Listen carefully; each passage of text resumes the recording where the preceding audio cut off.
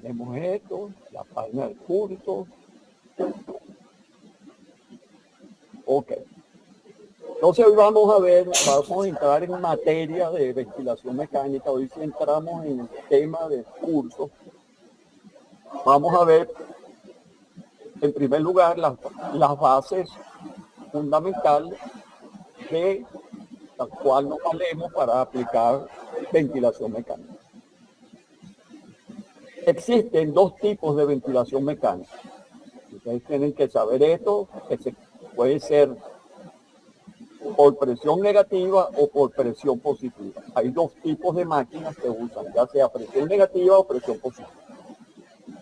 Los que usan presión negativa, el principio es crear un tórax externo. O sea, yo creo una coraza fuera del tórax que me genere presión negativa, como genera el tórax en la ventilación normal, y eso nos permite a nosotros tener control del tiempo inspiratorio en base a la presión negativa que me genere la máquina fuera del tórax.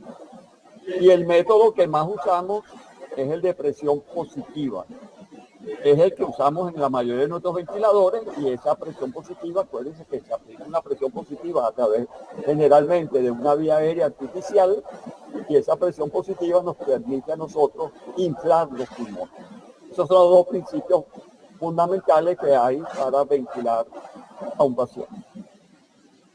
Aquí tenemos, en estas láminas, vemos los ventiladores de presión negativa intermitente. Ustedes deben de haber visto alguna referencia histórica de estos tanques que estoy señalando aquí. El tanque de presión negativa, el llamado pulmón de acero. Esos eran tanques donde metían al paciente completo, solo le dejaban la cabeza afuera y generaban presión negativa dentro del tanque, y esa presión negativa se ejercía en todo el cuerpo del paciente, incluyendo el tórax. Entonces, de esa manera, hacían presión negativa intermitente y era como semejar una respiración normal. Negativa que atorácica. Ahora imagínense ustedes cómo era manejar esos pacientes metidos en esos tanques. No era nada fácil. Entonces, después de eso, con la tecnología, se fue mejorando y últimamente se hacen chalecos como este que está aquí. Chalecos que permiten hacer la función de un tórax externo, pero sin estar metido todo el cuerpo del paciente adentro. Imagínense ustedes cómo era asear un paciente dentro de ese tambor, hacerle cambiar cuando el paciente, por ejemplo, imagínense ustedes una evacuación del paciente en ese tambor, cómo era después para cambiar eso. O sea, era medio complicado, pero era lo que había en esa época y con eso se trabajó. Entonces, si ustedes ven aquí abajo, en la última de los tipos principales de ventiladores, no sé si se ve el puntero. ¿Se ve? Ah, bueno, entonces el último, ustedes van a ver una camilla. Esa camilla, a través de poner al paciente boca abajo y boca arriba, también suministra ciertos tipos de ventilación. Cuando la camilla la ponemos al paciente boca abajo, la presión abdominal empuja el diafragma hacia la parte como que si fuera la fase expiratoria. Y cuando lo ponemos boca arriba, con la cabeza arriba, el abdomen baja y es como que si el paciente inspirara. Esa es otra forma de hacer este tipo de ventilación. Y vamos a ver un video de cómo era la ventilación en los primeros días. Esto es 1940, ninguno de ustedes había nacido ni pensaban en nacer. Fíjense todo lo que se tenía que hacer para someter a un paciente a ventilación mecánica. Ese era el ventilador, muy pequeño él, imagínense ustedes, ahí había que meter al paciente. Esa manguera que están conectando allí es la que a través de esa pieza que tenemos abajo, esta pieza que tenemos aquí, nos permite hacer la presión negativa dentro del tambor. Entonces ustedes ven los enchufes de la época, nada comparado con lo de ahora.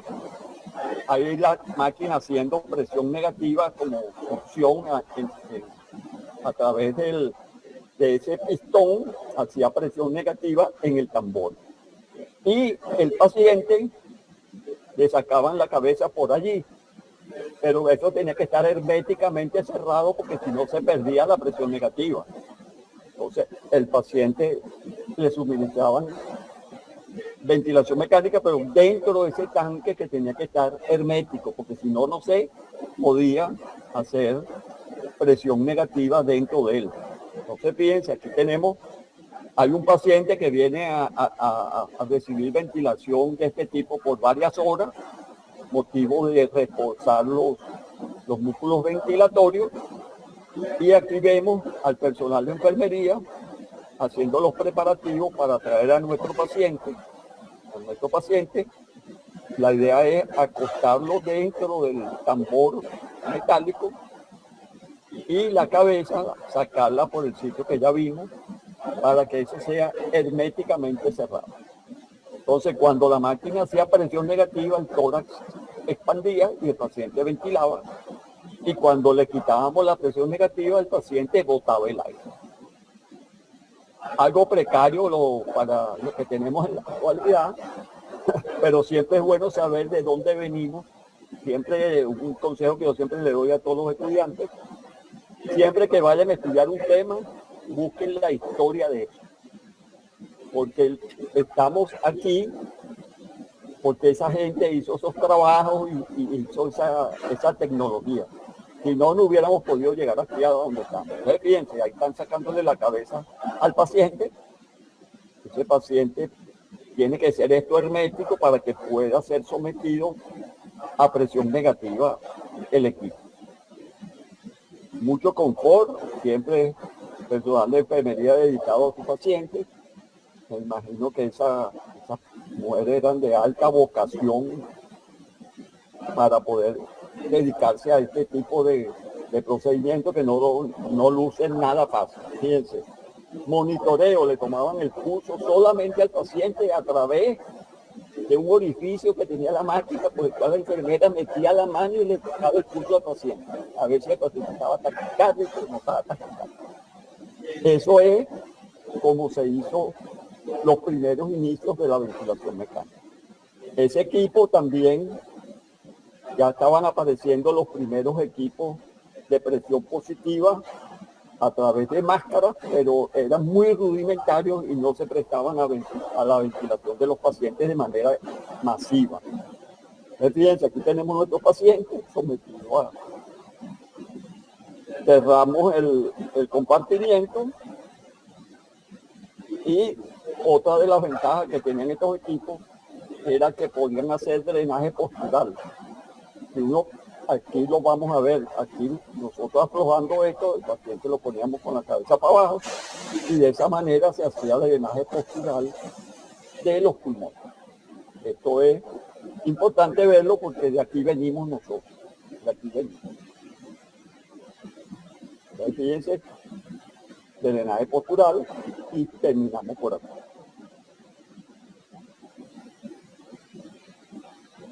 Aquí tenemos otro. Entonces, este video lo sacaron para comparar cuando aparecieron los de presión positiva versus los de presión negativa en relación al aparataje que se necesitaba. Entonces, fíjense aquí tenemos. Todo esto era porque había una epidemia de polio a nivel mundial, algo parecido al COVID en los años 50. Y aquí tenemos el ventilador que vimos anteriormente, el de presión negativa con su generador de presión negativa aquí. Y este era ya uno de los primeros ventiladores que se hizo a presión positiva. Fíjense la diferencia que había entre uno u otro sistema. Y ya cuando aparecieron los de presión positiva, se pudo empezar a dar anestesia y aparecieron las primeras máquinas de anestesia. Gracias a esa tecnología se podía ya... Y esta es una sala de las primeras cuidados intensivos que aparecieron, en la cual vemos un ventilador mecánico de esa época con una paciente intubada.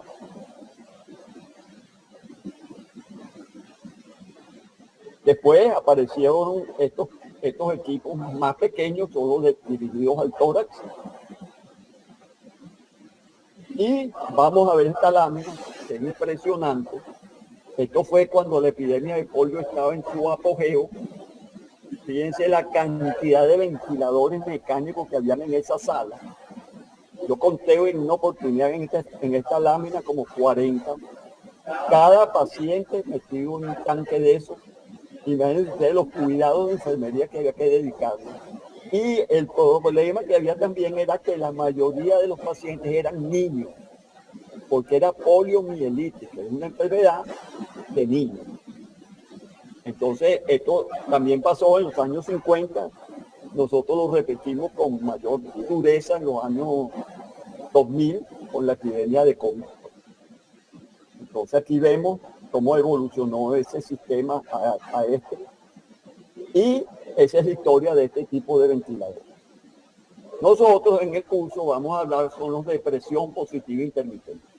Los ventiladores que todos conocemos que trabajan, que están en cuidados intensivos y se clasifican básicamente según la frecuencia respiratoria que manejen en ventiladores de alta frecuencia. Los hay de dos tipos, oscilatorios o jet, y los ventiladores de frecuencia respiratoria normal, que son los que vamos a ver en el curso de ventilación mecánica. De todas maneras, yo les traje una foto de un ventilador de alta frecuencia, los llamados HFOV, porque trabajan con frecuencia oscilatoria. Y para que tengan una idea, estos son equipos que trabajan a 600 respiraciones por minuto, 700 respiraciones por minuto. Por eso es que tienen un concepto de ventilación totalmente diferente. Y en la gran experiencia que hay con estas máquinas es en las unidades de terapia intensiva neonatal. Esto se ha usado mucho en terapia intensiva neonatal. Nosotros lo usamos mucho en los primeros equipos que llegaron de esto en la Concepción Palacio con la unidad de neonatología de allá. Yo trabajé con ellos un tiempo con estos equipos. Y de verdad que la experiencia es increíble porque ustedes le tocan el tórax al paciente y las respiraciones son tan rápidas que es un zumbido lo que se toca. Esto es como una vibración. Es como una vibración. La otra diferencia que tienen estos equipos es que son los únicos equipos de ventilación mecánica que le dan el aire al paciente y le sacan el aire al paciente. Los demás equipos no hacen eso. Estos equipos de oscilación de alta frecuencia hacen la inspiración y hacen la expiración. Nosotros nos vamos a dedicar a los de ventiladores de presión positiva intermitente, que ya los conocemos, que son todos ellos, con toda su gama de modernización, en los cuales vamos a hacer énfasis en las pantallas. Estos equipos, todos los equipos de nueva generación vienen con pantallas y a través de esa pantalla uno puede saber qué está pasando con el paciente y qué está pasando con la máquina. Por eso es que tenemos que aprender a manejar las curvas que nos muestran los equipos estos. Ahora, ¿qué es un ventilador mecánico? Esa es la primera definición clara que hay que tener.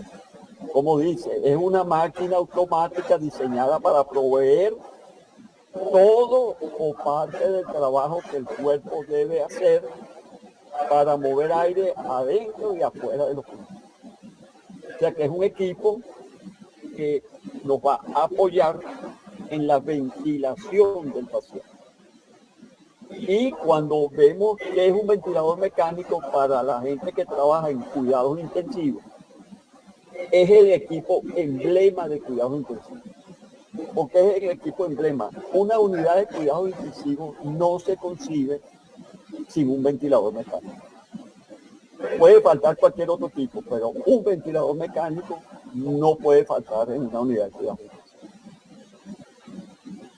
Entonces, vamos ahora a ver los 4 principios básicos para que se puedan manejar estos equipos.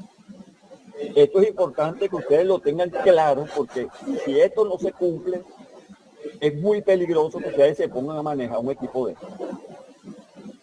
Eso pasó mucho en la epidemia de COVID, que se hubo que improvisar mucho personal y hubo mucho daño de los ventiladores hacia los pacientes, porque las personas que los operaban no tenían conocimiento del manejo de eso. Se pensaba que era por una máquina y bueno, como dice uno, dale, no. Eso tiene su porqué y lo vamos a ir bien.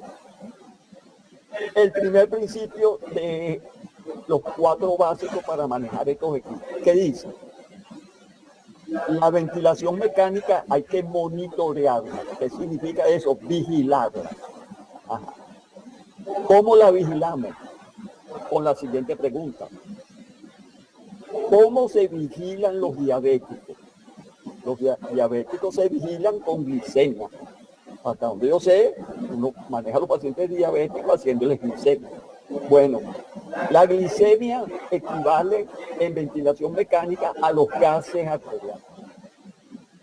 Entonces, como lo dice aquí, no se puede manejar pacientes en ventilación mecánica si no tenemos la posibilidad de realizar en sangre arterial determinaciones del equilibrio ácido-base y gasometría. No se puede. Usted puede hacer una aproximación al manejo, pero el control exacto se hace con gasometría. Entonces, la gasometría en ventilación mecánica equivale a la glicemia en los diabéticos.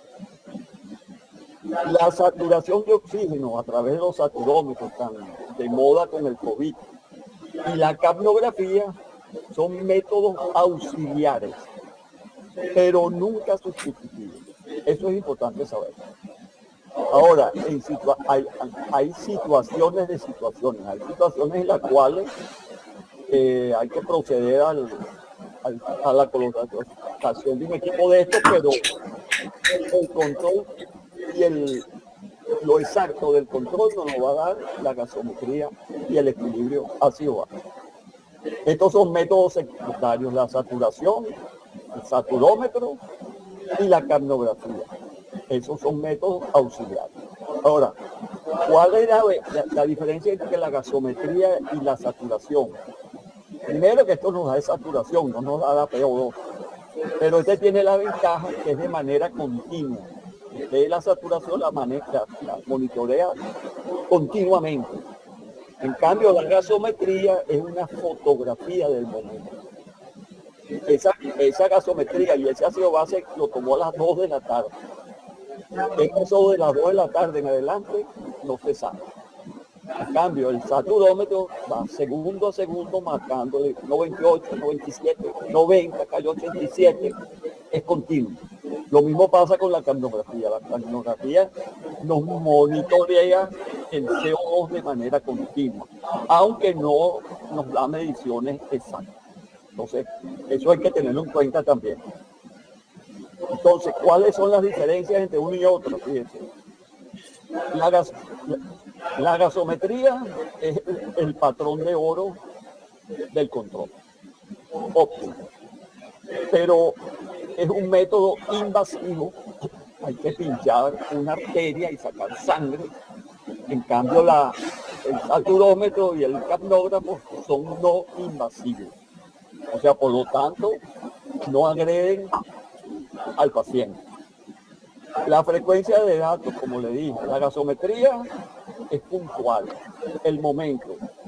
Los otros 2 métodos son continuos. O sea, que es una vigilancia continua, así como se vigila el electrocardiograma con los monitores cardíacos, aquí se monitorea la saturación y la capnografía.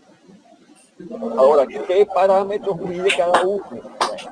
Ahí viene la gran diferencia. La gran diferencia viene porque la gasometría nos da pH, PaO2 y TCO2, y los otros nos dan solo valores tipo saturación, frecuencia cardíaca del saturómetro, y la capnografía nos da el CO2 eliminado por exhalación.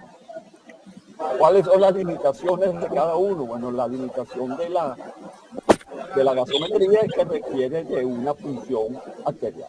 Los otros no requieren.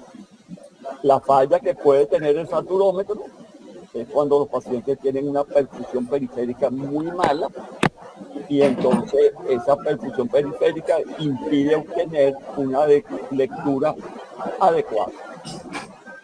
El segundo principio, conocer el funcionamiento del equipo de ventilación mecánica. Para eso, una persona que va a manejar ese equipo debería leerse los catálogos del equipo. Debe estar entrenado todo el personal que labora en esa área en el equipo, y ese periodo a veces tarda hasta una semana. La cual, con los manuales, con los catálogos, se pone el equipo a funcionar, se le van haciendo todas las maniobras que puedan hacerse, donde se da el oxígeno, donde se da el CO2, donde se maneja la frecuencia, qué pasa con esto, el patrón tal. Eso hay que saber manejar. Entonces, todo el equipo asistencial debe estar entrenado en el manejo del ventilador.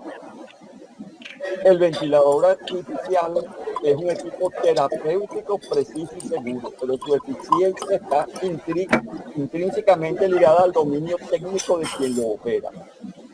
Se da el caso de que, como ustedes saben, nosotros somos enemigos de leer catálogos.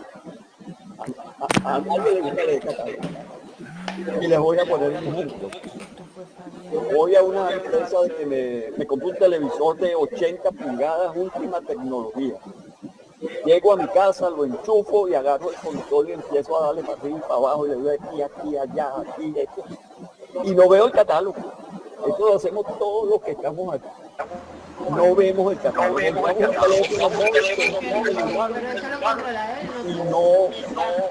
no vemos los catálogos.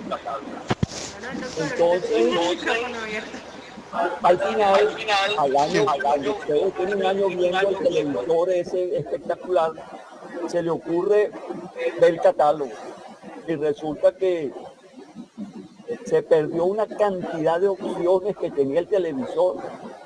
Tenía un curso de inglés gratis, tenía tal cosa, tenía un viaje para Margarita que se había ganado y se enteró porque tiene que darle un botón, y todo eso lo perdió por no leer los catálogos. Entonces, los catálogos hay que leer. Nosotros en el hospital tuvimos un ventilador mecánico, el doctor Cardesviel y yo, era una laptop, el ventilador mecánico era una laptop, y se llamaba Laptop Ventilator. Los llevaron en demostración, todo perfecto, lo manejamos con los técnicos que estaban ahí, nos enseñaron, y resulta que el hombre se fue, el técnico, y me quedé yo, doctor España, usted, no, déjeme lo que yo sé de todo. Okay. La gente se va y me deja el ventilador prendido, y claro, manejamos montones y cosas de eso. Cuando lo fuimos a apagar, no encontrábamos dónde apagar. Entonces, bueno, levantamos el ventilador, nos metimos por debajo, lo veníamos por debajo, le veíamos las teclas y no encontrábamos cómo apagarlo. A mí se me ocurrió la brillante idea de desenchufarlo. Lo desenchufo yo y se apagó. Ya dice batería por 12 horas. El equipo tenía batería. Él no se apagó. Y seguía prendido. Entonces yo llamo al técnico, lo llamo, mira, vale, tengo un problema aquí, ¿cómo se apaga este aparato? Entonces me dijo, doctor, la tecla tal, apriétela 5 segundos y ahí se apaga. Entonces, ahora, ¿por qué en vez de llamar al técnico no agarramos el manual y buscamos ahí cómo se apaga el teléfono? Pero eso se lo digo porque aparentemente nosotros a nivel de Latinoamérica somos así. Usted ve esa gente de los países europeos pegados al norte, que eso se compran, lo que compren se comen el catálogo primero antes de hacer algo. Nosotros no, nosotros queremos hacer todo rápidamente. Viene la tercera regla, que es importantísima, la regla de oro de la seguridad del paciente. Si se sospecha mal funcionamiento del equipo, hay que retirarlo, no ponerse a revisarlo con el paciente conectado. Eso ha ocasionado inclusive muertes de pacientes. Si hay una falla en el equipo, quítelo y usted use el mejor ventilador del mundo, que es el AMBU. El AMBU sustituye transitoriamente al ventilador mecánico y siempre es bueno tener ventiladores mecánicos de repuesto. Que si un equipo se le daña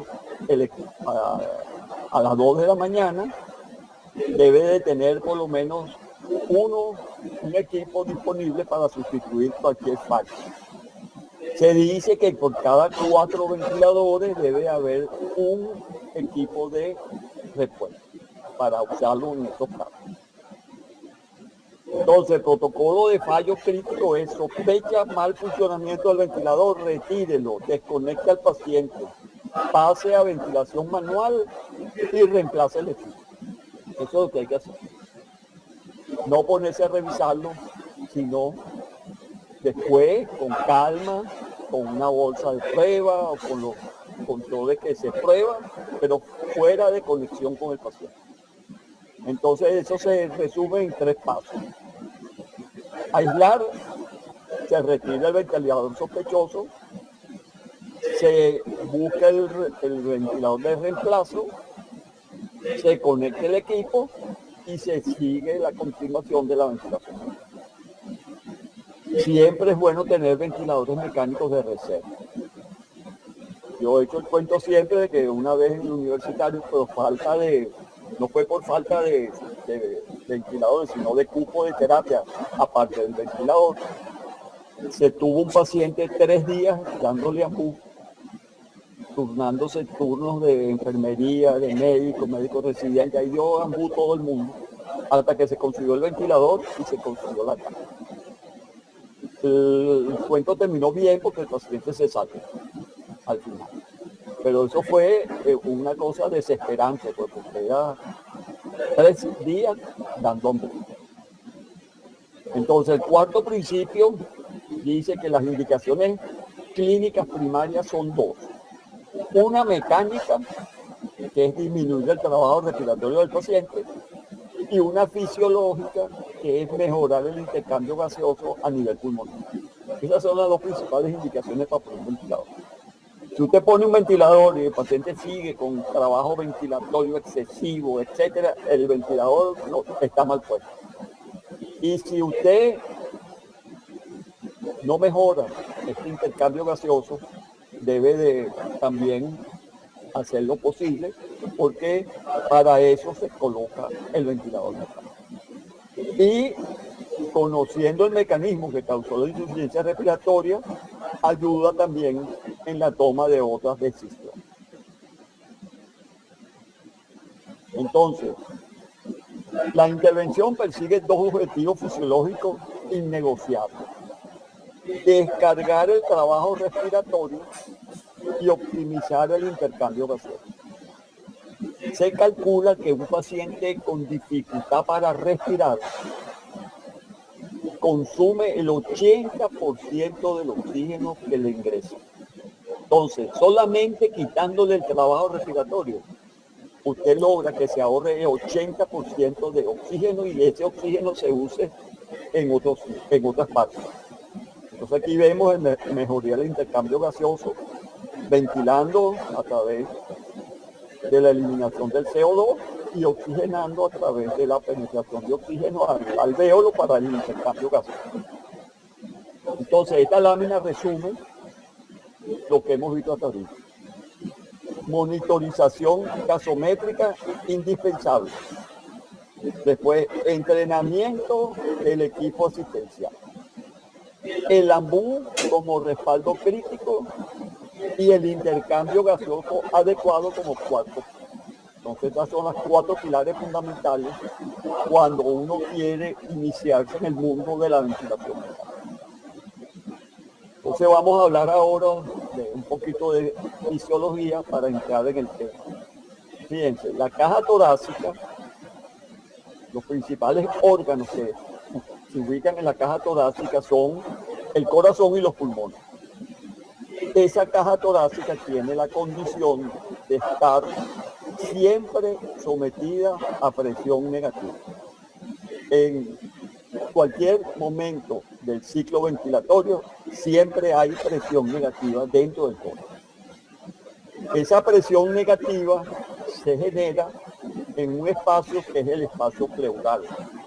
El espacio pleural es el espacio que está entre la pleura pegada al pulmón, que es la pleura visceral, y la pleura que está pegada a las estructuras óseas, que es la pleura parietal. Allí hay un espacio. En ese espacio es donde se realiza la presión negativa que va a permitir la entrada de aire a los pulmones. Ahí lo tenemos. Entonces, para más o menos entrar en materia, la mejor forma de entender cómo es la ventilación es con una inyectadora. Si usted ala el émbolo, simula una inspiración. Entra aire por aquí. Y si usted empuja el émbolo, se produce la expiración. Esa es la forma más sencilla de imaginarse un ventilador mecánico. El ventilador, inspiración, y el ventilador, expiración. Eso pasa en los pulmones. Inspiración, se expande el tórax, el aire. Termina la inspiración, se relaja la caja torácica y el pulmón vuelve por su elasticidad a su posición original y se bota el aire. Aquí lo vamos a ver en una gráfica que es muy importante que ustedes conozcan. Acuérdense que esto lo vamos a tener ya en la página para el lunes, está esto proyectado en la página para que lo puedan bajar. Entonces, fíjense, vamos a ver la diferencia entre ventilación espontánea y ventilación mecánica. Cómo es la fase inspiratoria de la espontánea y cómo es la fase inspiratoria de la mecánica. Vemos aquí abajo, hay una curva que tiene una línea continua que va de -5 a -10. Y una línea punteada que es la presión intrapulmonar. La línea esta que va de -5 a -10 es la presión pleural. Entonces, ¿cómo entra aire a los pulmones normalmente? En -5 empieza la inspiración. El diafragma baja, los intercostales externos expanden el tórax arriba y se produce un aumento importante de la presión negativa. Fíjense, pasamos de -5 a -10 al final de la inspiración. En ese momento entra con presión negativa intratorácica muy alta, entra aire dentro de los pulmones. Es como que uno haga, esa es la inspiración. Pasé de presión negativa de -5 a -10. Al final de mi inspiración tengo -10. Ahora fíjense cómo es con el ventilador mecánico. El ventilador mecánico no requiere de esa presión negativa para inflar los pulmones, porque él los va a inflar con presión que él genera afuera y se la transmite a los pulmones. Imagínense usted que aquí donde dice la flecha está el ambú puesto. Cuando yo aprieto el ambú, genero presión positiva que me va a dirigirse hacia los pulmones y el pulmón se infla. Ahí no jugó nada la presión negativa, solo la mano de uno apretando el ambú. Entonces fíjense la curva como es. Empieza en -5 negativa, como aquí, en la espontánea, pero se va haciendo positiva a medida que el pulmón se expande con presión positiva y al final de la inspiración es masiva. La presión esta intrapulmonar, la intrapulmonar, que aquí era negativa, la punteada esta, aquí es positiva. Entonces fíjense la diferencia que hay entre la inspiración mecánica y la inspiración espontánea. Ahora vamos a ver cómo es la expiración. En la expiración, terminó la inspiración, en los músculos se relajan, la caja torácica tiende a volver a su sitio original, el pulmón se desinfla porque es elástico y se bota el aire. Entonces fíjense lo que pasa en la espontánea. Al final tenía -10, ¿no?, de la inspiración.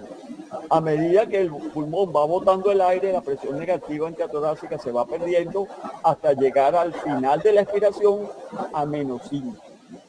Y aquí parte la próxima inspiración.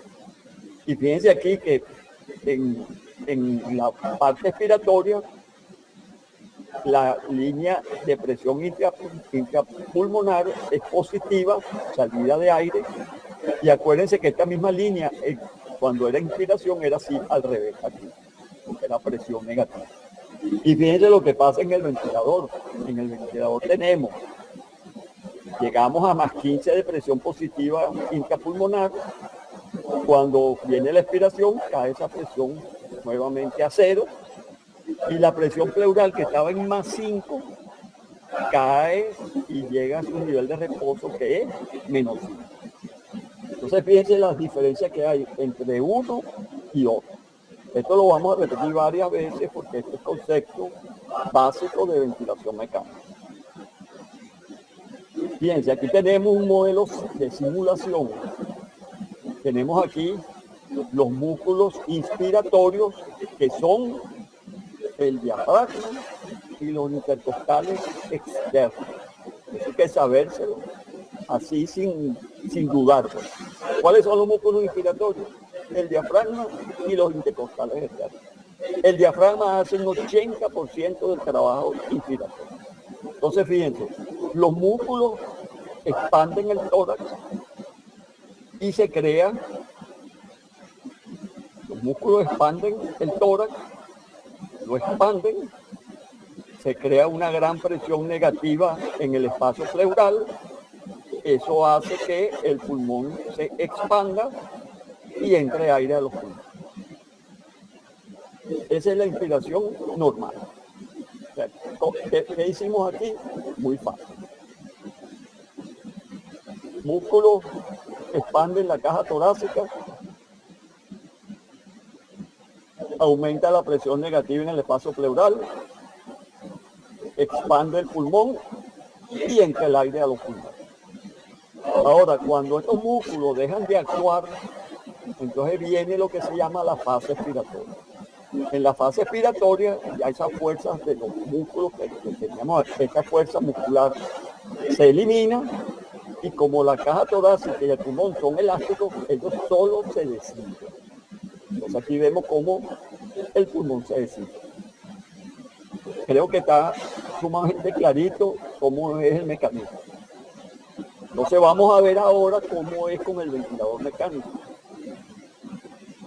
Con el ventilador mecánico tenemos aquí algo que dice presión positiva en una flecha roja. Ya los músculos no van a funcionar como fuerza inspiratoria. El que va a ser la fuerza inspiratoria es la presión de la máquina sobre las vías aéreas para expandir este pulmón que está aquí. Entonces, la fase inspiratoria es así, el ventilador da presión positiva y se expande el pulmón. Más nada, ahí no hay músculo, ni hay nada que del paciente que participe. La máquina hace la inspiración. Y la expiración depende del paciente. Aquí la máquina abre la válvula expiratoria para que el paciente bote el aire y el paciente, por su elasticidad, bote el aire. Ese es el mecanismo del ventilador mecánico. Arriba no se usan músculos y abajo tampoco se usan músculos. Entonces, cuando uno quiere poner un paciente en reposo de músculos respiratorios, lo pone que la máquina haga la inspiración, y la expiración, como es pasiva, tampoco consume energía. Entonces, de esa manera, el paciente no consume ningún tipo de energía para ventilar y entra en reposo los músculos ventilatorios. Aquí vamos a ver un diagrama más completo. Fíjense, estoy señalando la curva inspiratoria arriba, no sé si se ve. Estoy viendo donde dice inspiración, ventilación espontánea, inspiración. Fíjense, aquí tengo una curva de presión negativa inspiratoria, la curva de presión expiratoria positiva, presión inspiratoria negativa, presión expiratoria positiva. Aquí tengo los músculos que me van a hacer la presión negativa inicial y vamos a verlo cómo se comporta.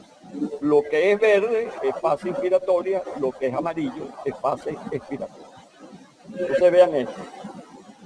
Ahí viene, el paciente inspiró, metió aire, La elasticidad hace que bote el aire. Fíjense aquí, inspiración negativa, expiración positiva.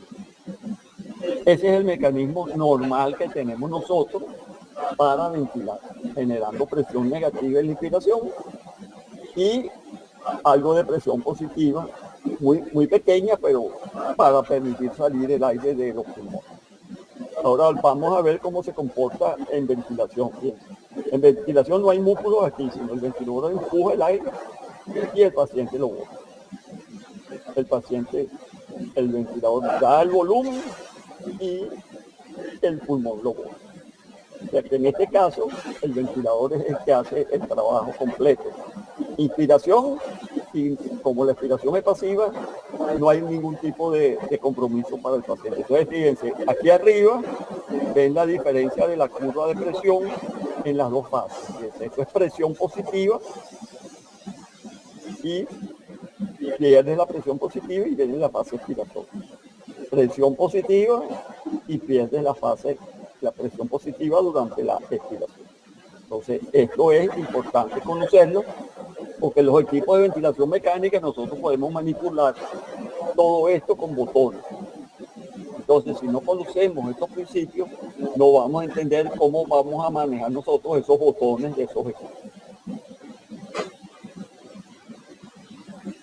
Aquí tenemos la repetición, fíjense, aquí usamos músculos, presión, expiración, aquí viene la fase inspiratoria, aquí viene la fase expiratoria y aquí lo tenemos.